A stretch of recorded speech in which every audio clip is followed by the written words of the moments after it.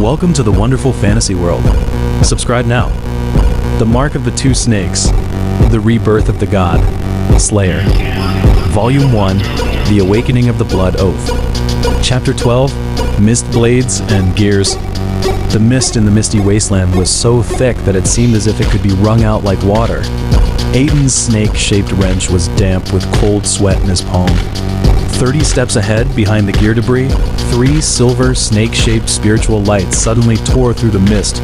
The gauntlets of the church's Mist Blade squad were condensing spiritual vein blades.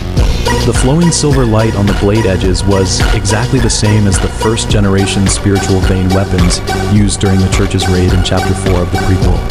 He suddenly grabbed Mara's snake tail and pressed her into the rusty gear groove.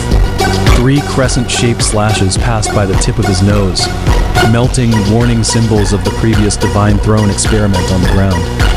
"They're the silver snake guards," Mara's forked tongue hissed, and the scales at the base of her tail made a soft sound as they rubbed against the gear.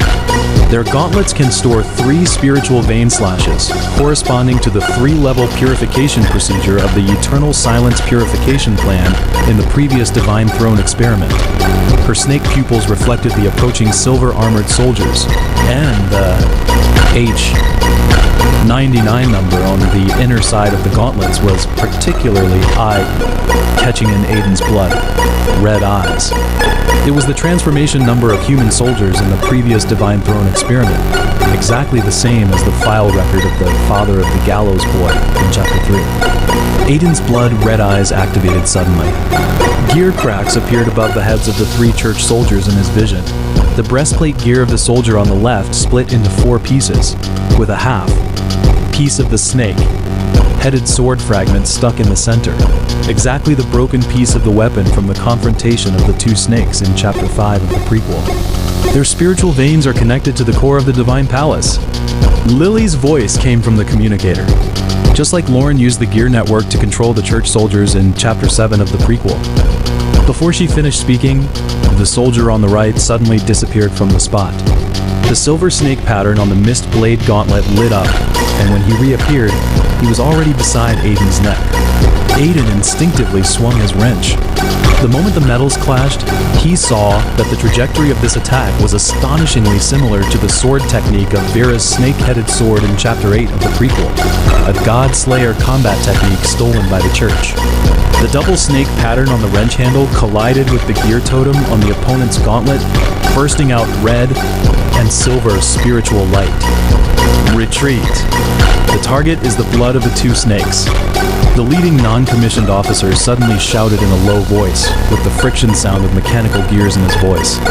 Aiden noticed that half a piece of gear-shaped bone was exposed under the jaw of the non-commissioned officer's helmet, exactly the same as Loren's mechanical transformation in Chapter 10 of the Prequel, proving that he was an early fusion subject of the gear prisoner plan in the previous Divine Throne experiment. When the soldiers threw out gear-shaped beacons, an energy matrix of 2 snakes entwining suddenly emerged on the ground, exactly the imprisonment field from the confrontation of the 2 snakes in Chapter 5 of the Prequel. Mara's snake tail suddenly lashed out at the beacon, but was bounced back the moment it touched the energy net. It's Loren's mechanical shackle. Her red snake spiritual light seemed extremely fragile in front of the silver snake pattern. Back then, he used this kind of field to imprison Vera's spiritual vein crystal. Aiden's blood, red eyes penetrated the matrix and saw that the experimental number 33 was engraved in the core of the beacon. It was the energy node in the early stage of the Eternal Silence core in Chapter 6 of the Prequel. His mother's diary had recorded this coordinate that led to the extermination of the Snake Tribe settlement. "Aiden!" Lily's exclamation came from behind. When he turned around, he found that 3 church soldiers were approaching from the mist, and the spiritual vein blades on their gauntlets had locked onto the back of his neck. In his blood-red eyes, the omen of these soldiers' death showed that their gear hearts would be frozen by the red snake spiritual light, the move he had used in the Gallows Square in Chapter 3. Aiden suddenly had an inspiration. He smashed the wrench onto the puddle on the ground, and the red snake spiritual light spread through the water stain, condensing Vera's snake-shaped totem under the soldier's feet. Impossible ... The mechanical jaw of the non-commissioned officer made a harsh friction sound. How could you have the resonance mark of the first-generation Godslayer?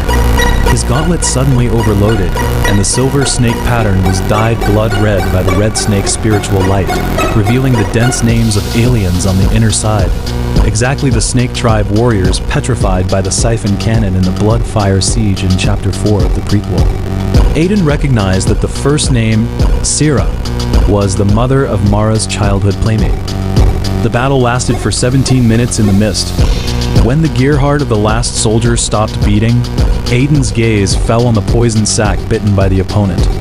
A black gear-shaped container rolled to his feet, and the words "Eternal Silence Purification Plan" etched on the surface were exactly the same as the disaster scene in Chapter 7 of the prequel.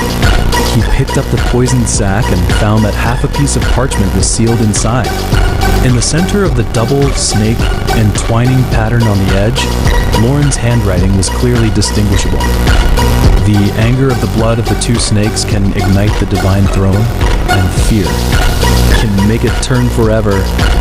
"They're collecting my fear," Aiden whispered into the communicator, his fingers stroking the gear disassembly diagram on the parchment, which was the gear strangulation design drawing that Loren showed to the church in Chapter 3 of the prequel.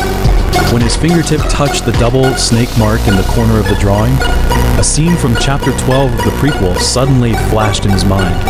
His mother turned around on the execution rack, and in the center of her snake-scaled back, the double snake mark was emitting a faint light, a sign of the injection of Vera's spiritual veins. Mara's snake tail suddenly coiled around Aiden's waist and dragged him into the shadow of the gear ruins.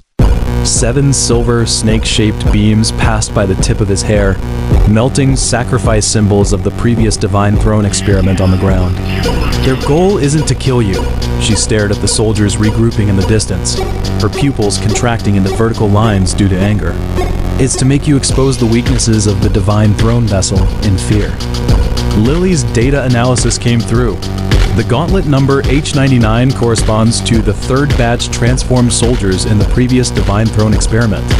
Their mechanical hearts seal the alien spiritual vein crystals. Her voice suddenly choked. "Remember the boys saved in Chapter 3? The soldiers with this number were from the company his father was in back then." Aiden's heart tightened suddenly. In his blood-red eyes, the snake-shaped birthmark on the boy's back emerged, exactly the same as the destroyed snake tribe totem in Chapter 4 of the prequel. The mechanical eye of the non-commissioned officer suddenly lit up. The emblem of the previous Divine Throne experiment, a pattern of gears and a red snake entwining, emerged at the muzzle of the holy gun he raised, exactly an improved version of Loren's weapon during the duel of the two snakes in Chapter 8 of the prequel. "The blood of the Godslayer can revive the core of the Divine Throne." His voice was like a rusty gear turning. "The devouring ceremony that Lord Loren failed to complete back then. Today we..." Before he could finish, Aiden's wrench had smashed heavily onto the opponent's gauntlet. The red snake's spiritual light seeped in along the gear cracks. The mechanical jaw of the non-commissioned officer suddenly opened, revealing the beating gear heart inside, the prototype of Loren's mechanical heart eroded by spiritual veins in Chapter 5 of the prequel.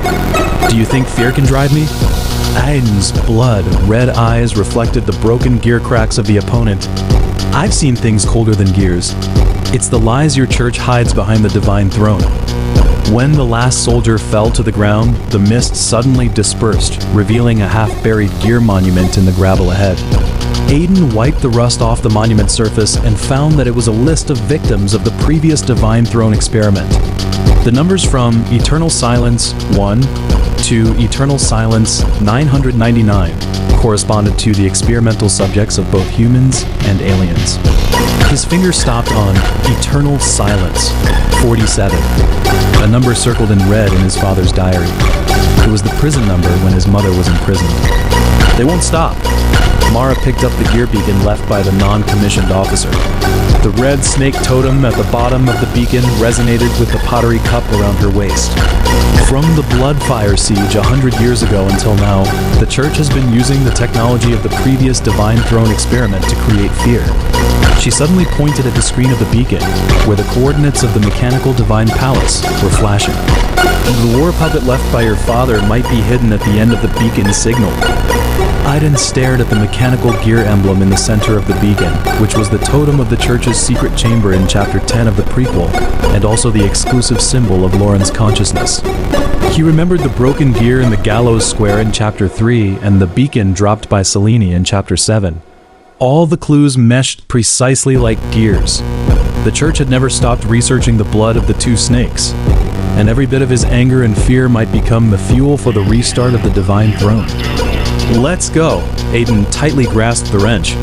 The words, blood and gears, indispensable, engraved by his father on the handle glimmered faintly in the mist. He knew that these numbers engraved on the gears, the spell imprints branded on the skin, and even the blood of the two snakes flowing in his veins at this moment were all telling a truth. The battle of the two snakes 100 years ago had never truly ended, and his choice was no longer just simple revenge, but a decision on whether the entire civilization should cycle in the shackles of gears or be reborn in the symbiosis of spiritual veins. As they left the battlefield, the beacon suddenly beeped, and the face of the church's high priest appeared on the gear screen. "Godslayer!" The silver snake light flickered in the opponent's mechanical pupils. "Do you think saving a few aliens can change anything? The gears of the divine throne have been counting down your death since the day your mother was burned." Before the image disappeared, Aiden saw the double snake tattoo in the palm of the high priest, exactly the same as the seal on Loren's design drawing in Chapter 3 of the Prequel. The mist filled the air again. Aiden touched the jade pendant on his chest, and for the first time the voice of the remnant soul Vera carried urgency. Back then, Loren left 3 anchor points in the core of the divine throne, hidden in the gauntlets of these Mistblade squads. He looked down at the captured gauntlet, and the gear pattern on the inner side was resonating with the jade pendant, which was the energy frequency of the Eternal Silence Core in Chapter 6 of the Prequel. "They want me to become the new Eternal Silence Core," Aiden whispered to Mara, his voice shrouded in the illusion of turning gears. "But this time, I'll decide the direction of the gear's rotation." He put the gauntlet into his backpack, which also contained Old Tom's name tag, the remaining pages of his father's diary, and Loren's design drawing found in the black market. These gear fragments from different times and spaces would eventually be pieced together into a key to break the cycle in his hands. In the distance, the outline of the gear graveyard loomed in the mist, where millions of gears from the previous Divine Throne experiment were piled up, each engraved with a name erased by the church. Aiden knew that when he stepped into that ruin, what he would see was not only the wreckage of history, but also the reflection of a civilization struggling between gears and spiritual veins. And his blood-red eyes would witness this century-long game, finally ushering in a true awakening in the light of the mark of the two snakes. This episode ends here. The next episode will be more exciting. Subscribe now.